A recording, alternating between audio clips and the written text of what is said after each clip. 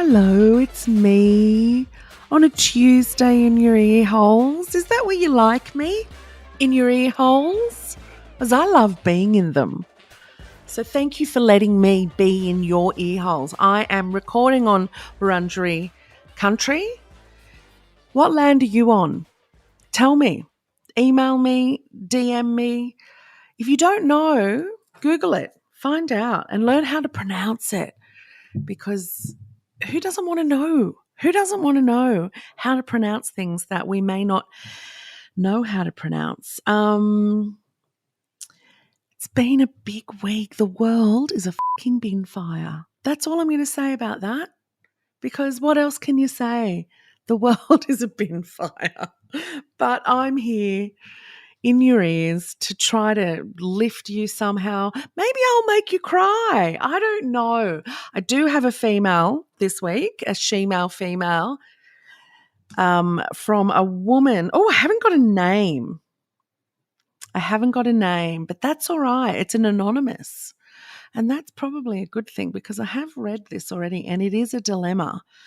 Hi, Yvie. I have a real dilemma. Yes, you do, Anon. You actually do. Listen to this. I'm recently divorced and have been friends with a couple for nearly 20 years. Let's call them Jeff and Susan. Not their real names. Good names, though. My mother's name was Susan. My dad's name's not Jeff, though. So imagine if that had been. Imagine if they had said, my friends' names are George and Susan. I'd go, what now? What? But it wouldn't have been my mum and dad because I don't have my mum anymore. Anyway, I was at their house for a dinner, and when I was alone with Jeff, he more or less suggested that we get together secretly. I was kind of stunned as they always seemed to be happily married, and I'd never gotten any creepy vibes from Jeff. So you normally get the creepy vibes first. Or do you? I obviously declined. But now I am super stuck. I don't want to ruin my friendship with Susan, but I am now extremely uncomfortable around Jeff. Part of me also thinks, if he has tried this on me, who else has he tried it with? I don't want to lose my friend, but I want her to know he is a jerk. Help. He's more than a jerk, isn't he? Anon?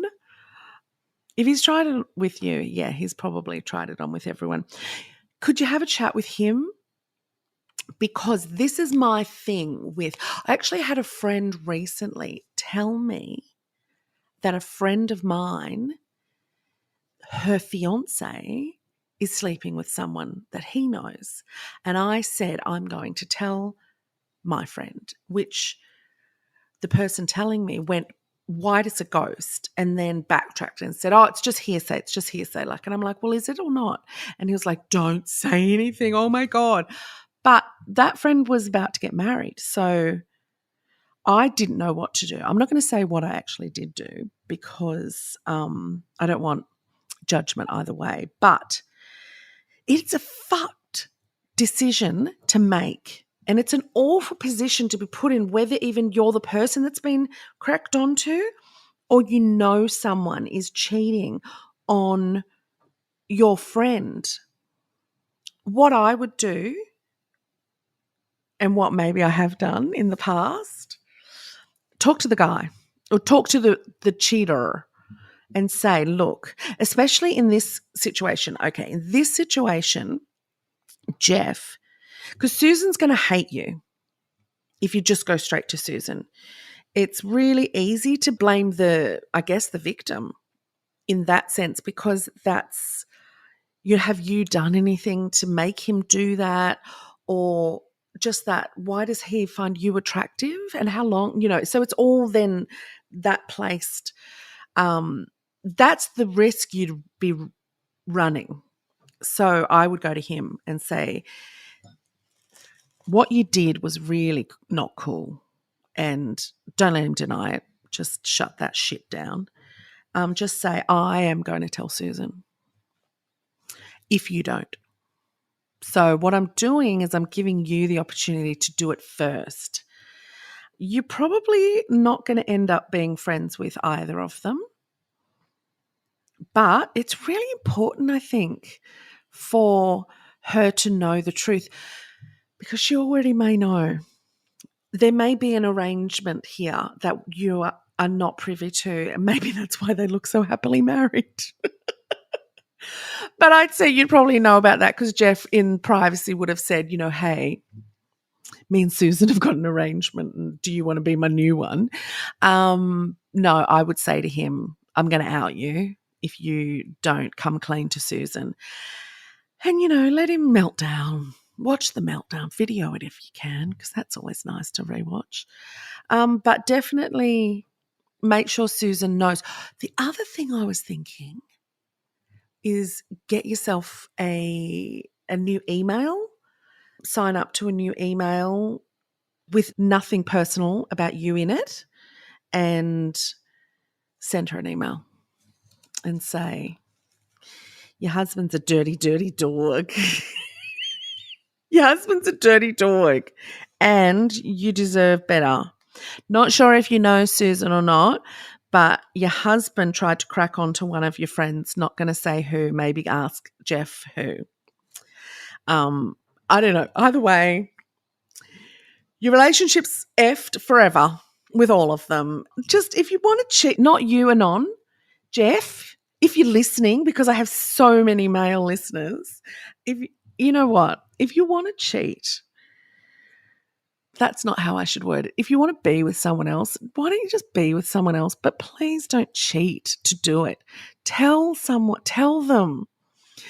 This whole monogamous, I'm a single woman. I've lived a long time now and I've seen people break up. And I've seen people become a much happier person because of breakup.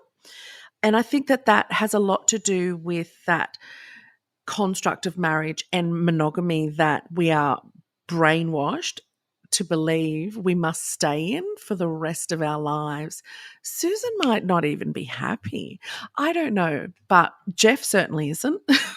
So come clean. And if you're not happy with your partner, don't cheat on them. Give them the dignity and respect that they deserve of the truth. And let them find someone that really just wants to be only with them. And you know what? You then go and do whatever you want. Be with millions of people or find another person that you want to be with. That whole this one person for the rest of our lives, it works for who? I don't know. I don't know the stats, but I'd say 1%. Really? Really? Yeah. Anyway, that's my advice. I am not a professional in any sense. I'm a professional bullshitter, and that's as far as I can go. But I have firm opinions. So if you like them, do with them what you will. Would you like some useless, useful facts? These facts actually come from one of my other producers, and I think they're fabulous. I've been getting sent useful facts, and I'm really appreciative to anyone that sends them to me because then I go and look them up. It's just, you've got to fact check a fact. Movie trailers got their name because they were originally shown after the movie. So I went and had a look at that, and it's true. They were shown at the end, but no one stayed in the cinema to watch them. So they had to start putting them at the beginning of movies, and they called them trailers because they trailed the movie. And that name stuck, but then we were shown trailers, and still to this day shown trailers. And can I just say quickly, I love trailers. I don't know anyone that doesn't love a trailer. They are getting a little bit too spoiling of late. Like I reckon maybe in the last 5 years they've gone, it's almost like they've evolved like a virus, and they've just super spread themselves into the movie. And why? When spoilers were never, what a trailer was about. Stop spoiling. Although I will just say this, I did just watch Saltburn. That's a new movie that's out at the moment, and it's batshit crazy. Written by the woman who wrote Promising Young Woman, and she also played Camilla in The Crown, in the middle Camilla. Very talented woman. Yeah, batshit crazy. You know Jacob Elordi from Euphoria, and he's like the Australian it boy at the moment. Everywhere he's in it. And that guy Barry Keoghan, you know, he's Irish. Keoghan. How do you pronounce that? If you're Irish, please DM me or email us and tell me how, because you know how you like see a name like Naim and it's Neve, or you know, you see a name like this guy's name, Barry Keoghan, and it's like McAllister.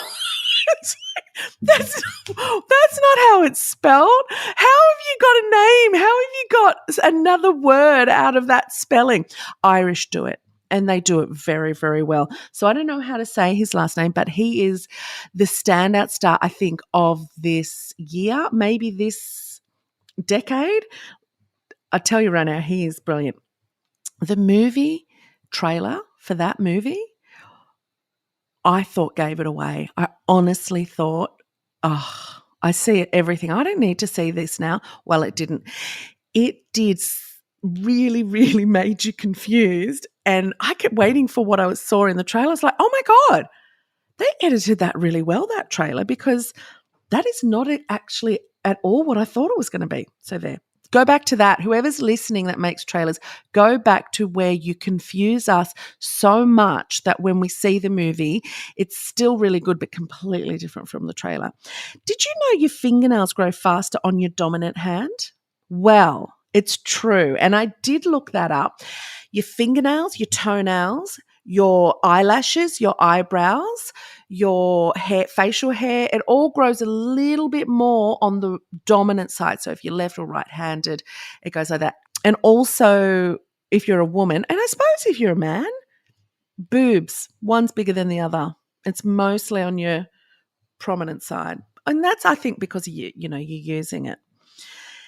Okay, on average, this is the last one. On average, this is a macabre one. Ricardo, thanks for sending this through. Gosh, all right. On average, 100 people choke to death every year on a ballpoint pen. That's all I have to say about that.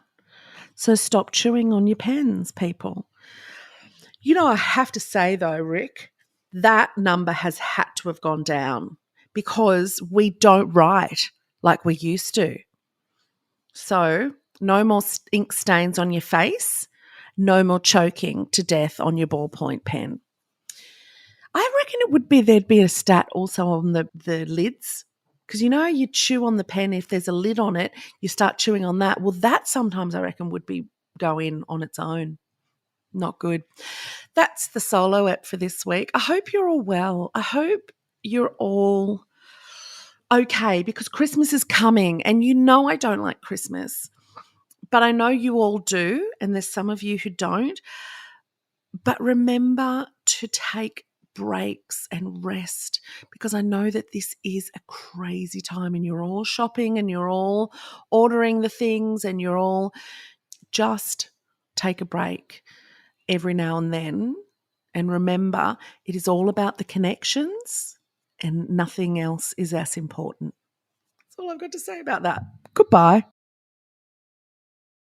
That's it. That's all I'm saying. If you're still here though, please rate, review, subscribe, 5 stars only. Whoever left me a 1 star, hey, not nice, but I value your opinion even if I don't like it. See how easy that is to say? And don't forget to send me your DMs or your she-mails, 2girls@novapodcast.com.au, and talk to me. Bye.